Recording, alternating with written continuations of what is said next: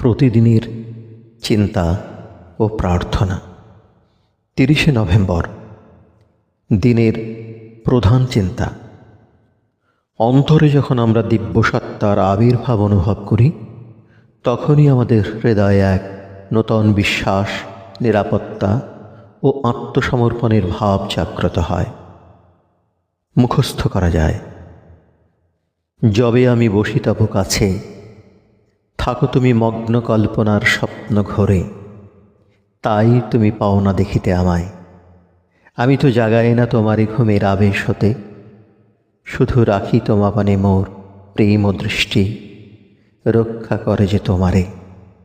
ওগো মধুর সন্তান, যবে হৃদয় তোমার হইবে গভীর, জানিবে যে তুমি নাই কোনো সময়ের ক্ষতি, করে যবে প্রেম অপেক্ষা তোমার রহিয়া সজাগ।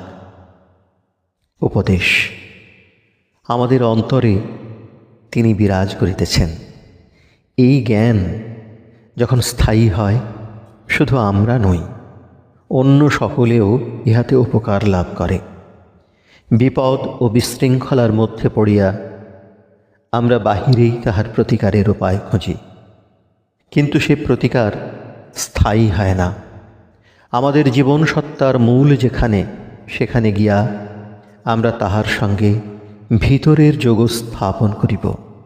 একমাত্র তখনই আমরা যাহা নির্ভরশীল এবং বিশ্বাসযোগ্য, সেই সত্তার সংস্পর্শে আসিতে পারিব। প্রার্থনা।